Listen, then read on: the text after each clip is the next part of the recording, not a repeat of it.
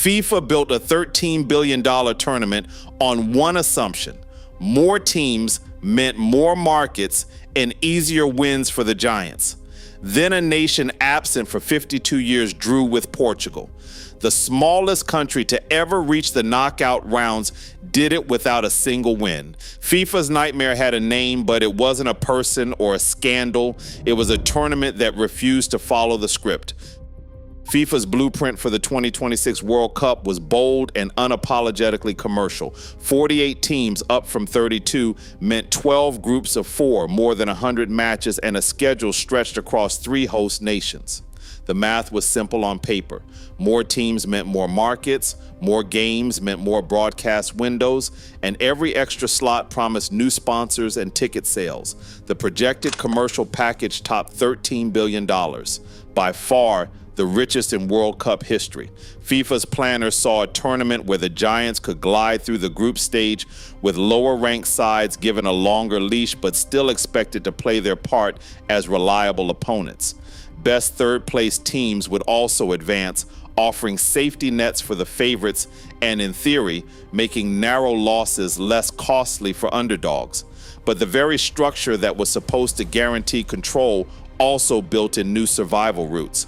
A single upset, a well-timed draw, or a narrow defeat could open the door for teams that were never meant to last. On balance sheets, the logic looked AIR tight. On the pitch, it became something else entirely. 52 years had passed since the Democratic Republic of Congo last stepped onto a World Cup field. Back in 1974, the team wore the name Zaire and carried the hopes of a young nation into football's biggest arena. That summer in West Germany, the dream turned harsh. 3 matches, 3 defeats, Scotland, Brazil, and then a 9-0 collapse against Yugoslavia. 14 goals conceded, none scored. The numbers became a national wound, replayed in highlight reels and history books as a symbol of humiliation rather than pride. No other country at the 2026 tournament had waited so long to return. For generations, Congolese footballers grew up with the memory of that campaign as a cautionary tale, a reminder of how far the world stage could humble you. So when qualification finally arrived, it wasn't just about a new chapter. It was a chance to rewrite the oldest story in Congolese football, to prove that the scars of 1974 could heal on the very turf that once exposed them. Congo's World Cup journey began not with a defeat, but with a statement. In Houston, the Leopards held Portugal to a 1-1 draw, denying Cristiano Ronaldo's side an opening win and sending a ripple through the tournament. It was a result that carried global weight, not just for the upset, but for what it meant back home. The pressure was enormous. Over 100 million Congolese watched as their team refused to be cast as a footnote. The next match brought a different kind of test. Uzbekistan struck first, but Congo answered with resolve. Yoane Wissa, relentless up front, scored twice. His second, a calm finish that put the game beyond reach. Fiston Mayele added a third, sealing a 3-1 victory in Atlanta. That win did more than earn 3 points. It delivered Congo to the knockout stage for the first time in its history. Suddenly, the narrative shifted. Congo was no longer just a sentimental return after half a century away. The team became a real threat, carrying the hopes and now the momentum of a nation determined to rewrite its football story.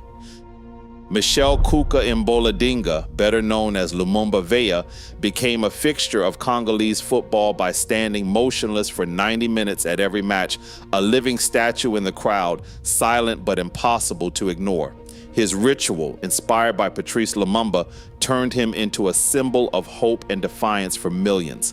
But ahead of Congo's most critical World Cup fixture, the U.S. consulate delivered a single-page refusal. The visa denial arrived the day before the Uzbekistan match. While the Leopards fought for history in Atlanta, Lumumba Veya watched from home, excluded by paperwork rather than choice. His absence wasn't just a personal heartbreak. News spread quickly that African fans, not just Congolese, faced high rates of visa refusals.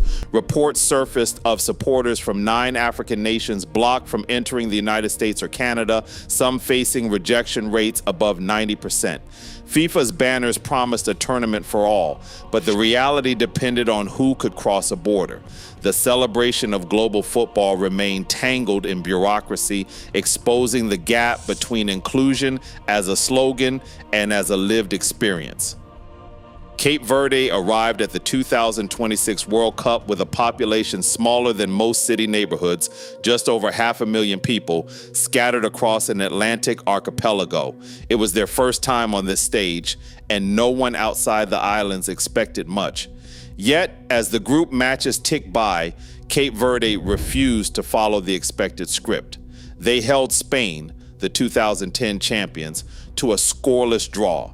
They fought back from behind against Uruguay, earning a 2-2 tie. In the final match, they shut out Saudi Arabia. 3 games, 3 draws, no wins, not a single defeat. When the table was settled, Cape Verde sat second in Group H, advancing to the knockouts without ever tasting victory. No nation this small had ever reached a World Cup knockout round before. Coach Bubista, Jorge Correa, called it proof that nothing is impossible, that everyone is entitled to dream. The old logic that only dominant teams could survive the group looked outdated. Cape Verde's journey showed that survival now belonged to those who could endure, adapt, and believe, no matter their size or pedigree. 9 out of 10 African teams advanced to the knockout stage, an achievement that would have sounded impossible in any previous World Cup. Only Tunisia fell short, leaving the rest of the continent to rewrite the tournament's hierarchy. A 90% success rate wasn't just a statistical outlier, it was the strongest collective performance Africa had ever delivered on this stage. Teams that once filled out the schedule now forced their way into the main act, outlasting favorites and breaking open the bracket. What looked like a handful of underdog stories became a continental surge built on years of player development and a growing presence in top European leagues. The old script, where African teams played for pride and experience, no longer fit the reality on the ground. Meanwhile, Canada's breakthrough arrived like a whirlwind. The men's team entered 2026 still chasing its first World Cup goal. That changed in the 16th minute against Qatar when Sile Lauren struck and history snapped into place. 4 days later, Canada hammered Qatar 6-0 in Vancouver, with Jonathan David scoring a hat trick. Within a single week, Canada had its first goal, its first win, and after a tense draw with Bosnia-Herzegovina, its first trip to the knockout rounds. 3 milestones, 7 days, one nation suddenly believing it belonged.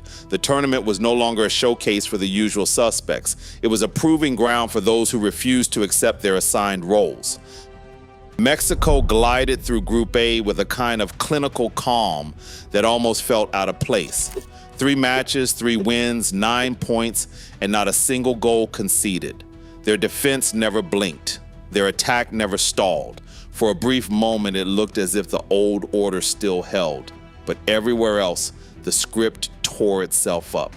Ecuador stunned Germany 2-1, sending the 4-time champions home before the knockouts. Ghana, written off as a stepping stone, shut out England in a goalless draw that left the favorites searching for answers. In a winner-takes-second showdown, South Africa edged South Korea 1-0. Thapelo Maseko's header rewriting their own history. These weren't isolated blips, they were a chain reaction. The idea of easy points dissolved with every upset and every draw. Group stage control still existed, but only for the rare few. For everyone else, the only thing predictable was that nothing would go as planned. The knockout bracket landed like a thunderclap. DR Congo, fresh from their first taste of World Cup victory, drew England, one of FIFA's most bankable names, in a single elimination match. Cape Verde, the smallest nation ever to reach this stage, found themselves facing Argentina, the defending champions and a global ratings magnet. These weren't the matchups the commercial planners had in mind. The expanded format, sold as a safeguard for the Giants, had instead thrown them into one-match traps, each loaded with risk. For broadcasters, the prospect of a heavyweight sent home by a team with a fraction of the market share was a financial headache. Sponsors who bought packages expecting marquee showdowns now faced the real possibility of dark horses rewriting the script. The bracket, built on the logic of predictability, was suddenly a web of uncertainty, and every favorite left standing felt the pressure of a tournament that refused to follow its assigned roles. Today, the script is broken. Every so-called minnow now dreams and demands to rewrite it. FIFA's expansion promised more control, but delivered chaos and hope instead. The favorites can buy the lights, but they can't decide who shines. The real game isn't business as usual. It's anyone's for the taking.